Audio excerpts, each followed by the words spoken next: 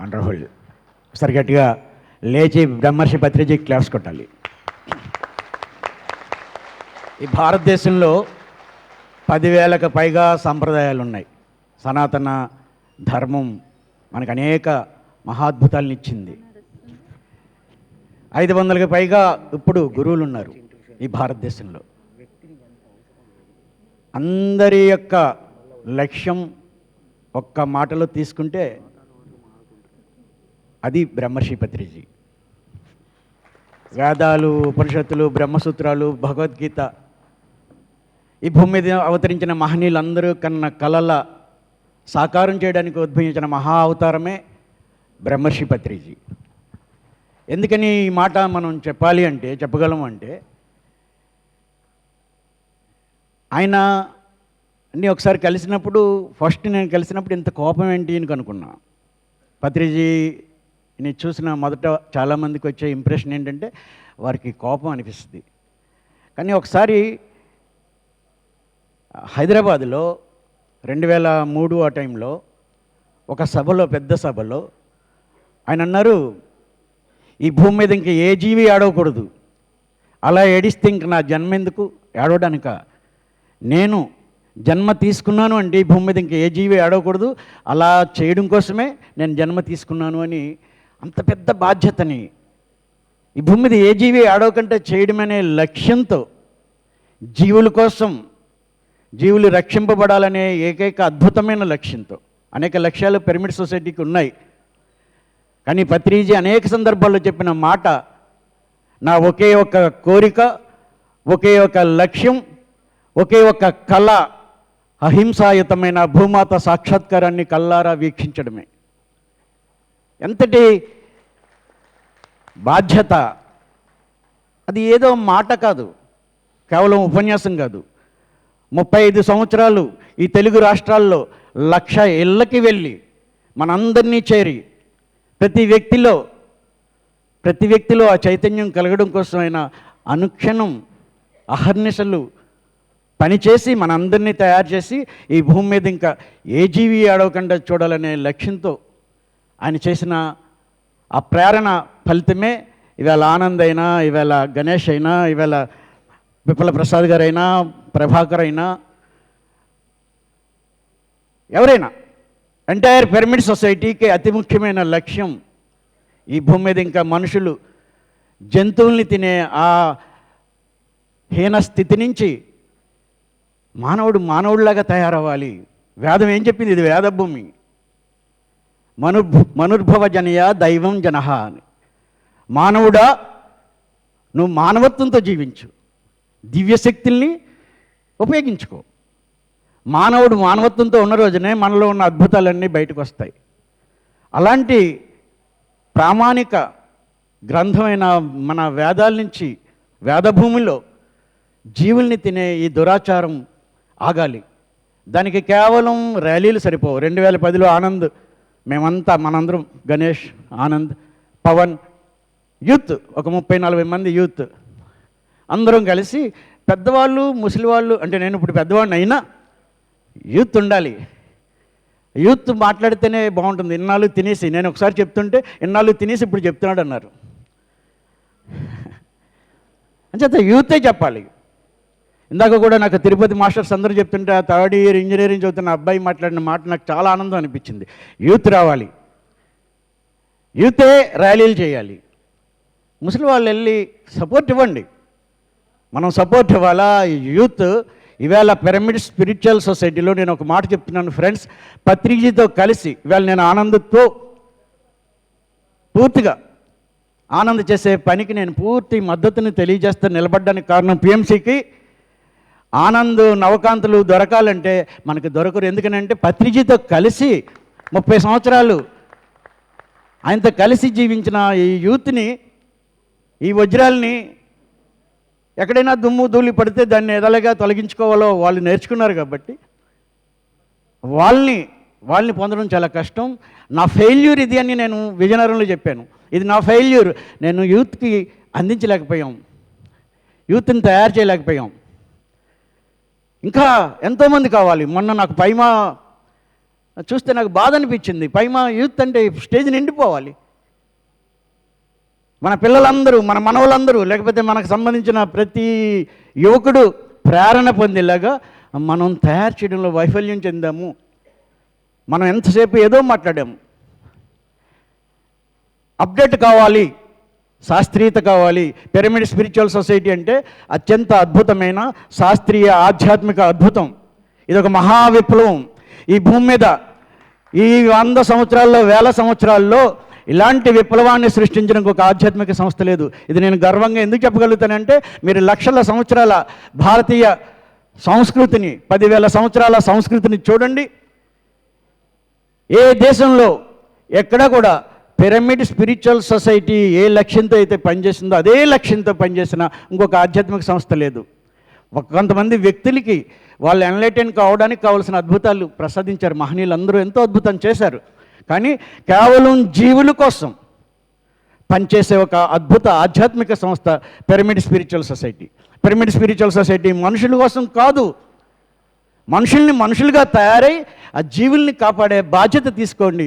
ఎప్పుడైతే జంతు సామ్రాజ్యానికి మనం స్వాతంత్రం ఇస్తామో ఆ రోజే మనం స్వాతంత్రాన్ని అనుభవించగలుగుతాం. ఈవేళ ఈ తెలుగు రాష్ట్రాల్లో ఇంకా 98.4% మంది మాంసాహారులు ఉన్నారు అంటే మనం ఎక్కడో మన పనిని మనం సరిగ్గా ఇంకా నిర్వర్తించలేకపోయాం.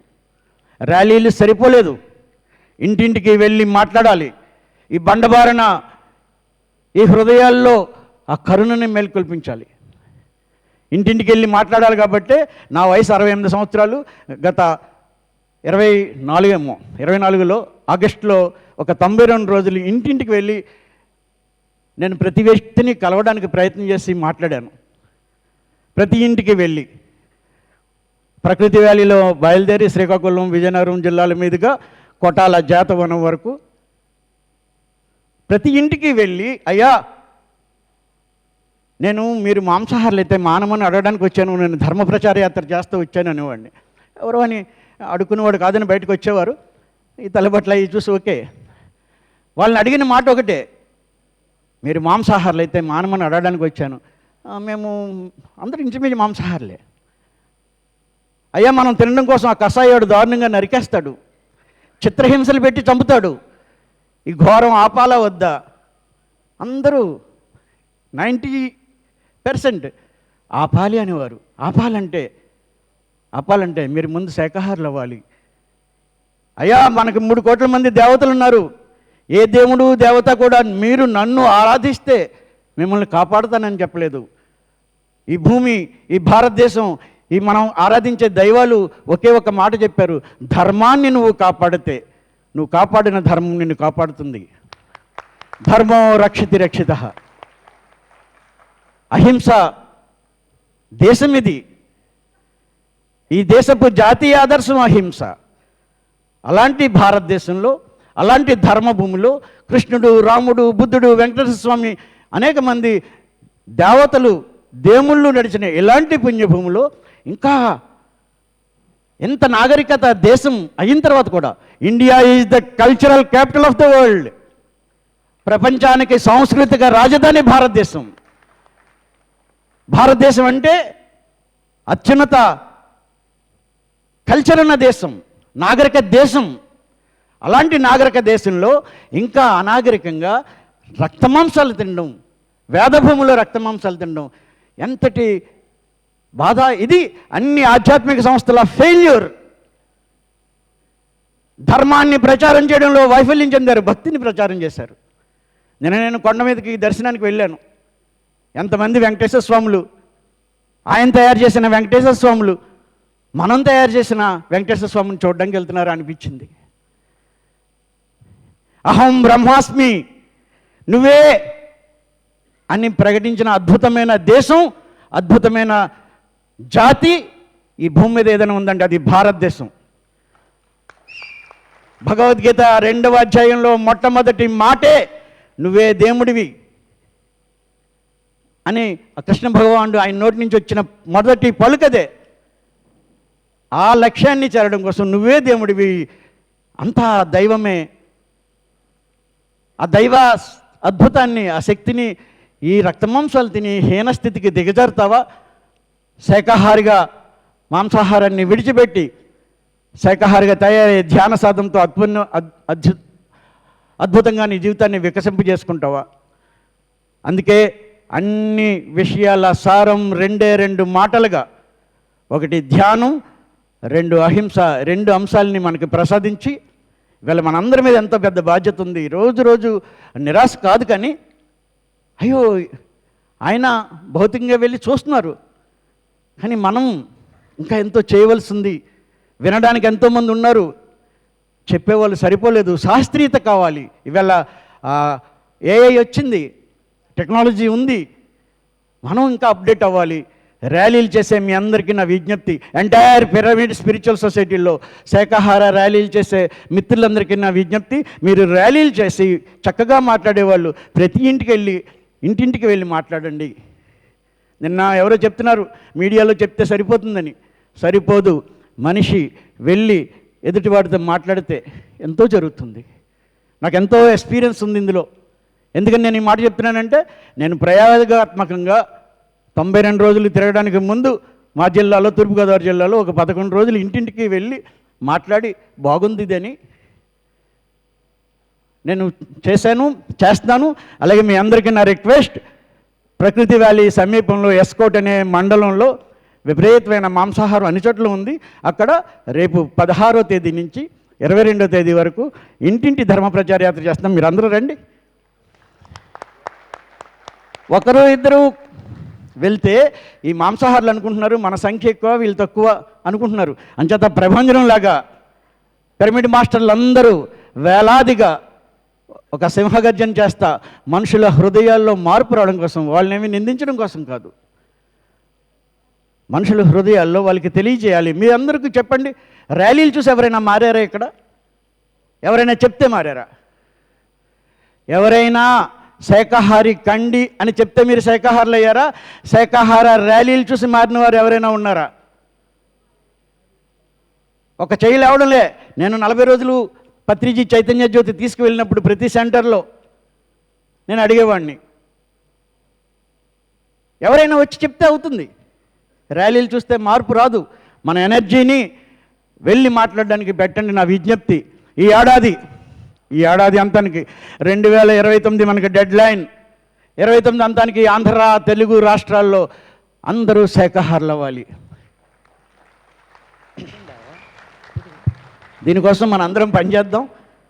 అద్భుతమైన జ్ఞానం ఉంది మనకి, చక్కటి గురువు లభించారు.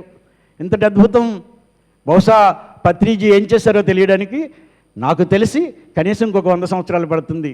ఈ మానవ చైతన్యం ఎదిగిన తర్వాత ఆ కరుణామూర్తిని అర్థం చేసుకోగలుగుతాం.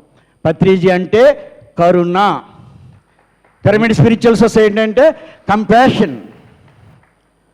ఏ జీవి ఆడవకూడదనేది ఎంత కరుణ ఉంటే అంటారు.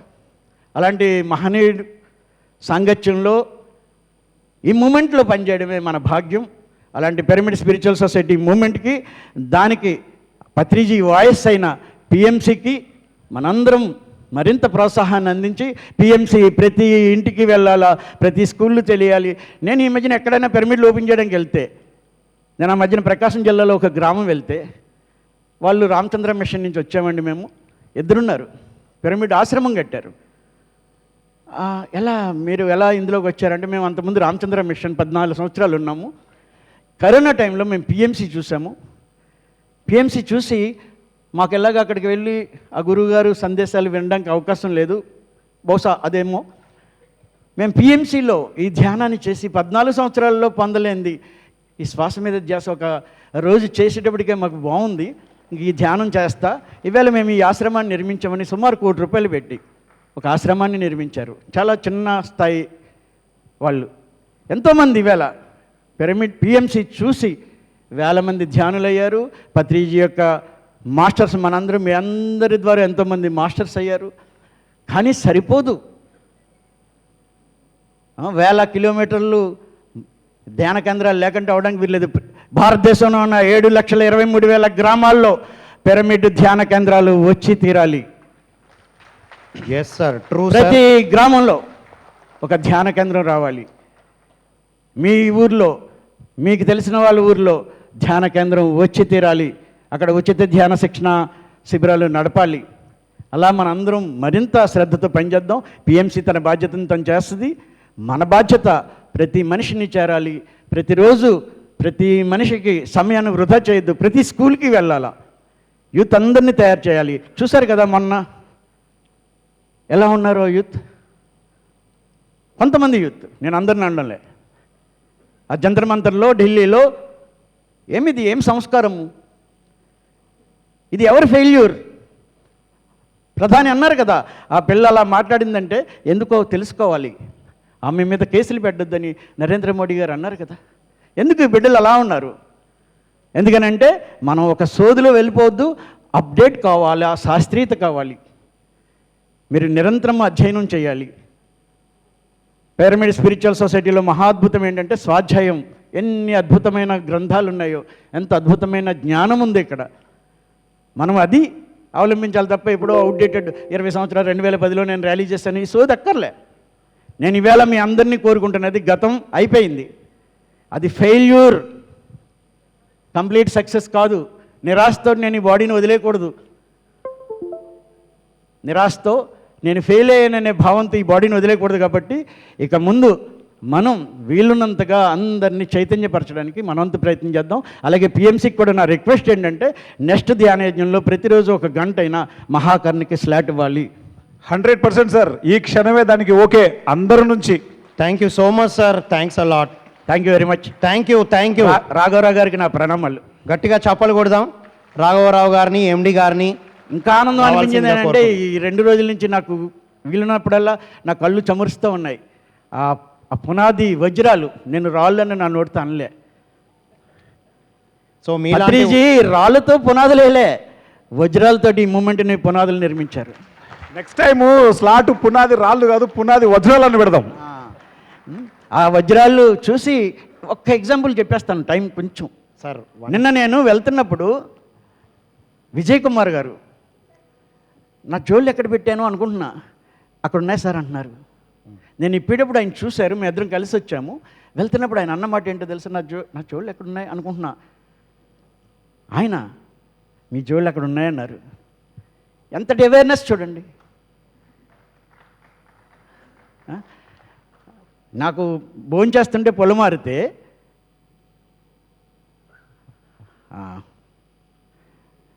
ధ్యానం శరణం గచ్చామి మురళీధర్ సార్ గొప్ప మంచిగా ఇస్తున్నారు. ఏమి వినయం అది, ఎంతటి గొప్ప సంస్కారం, ఎంతటి అద్భుతం పిరమిడ్ మాస్టర్స్.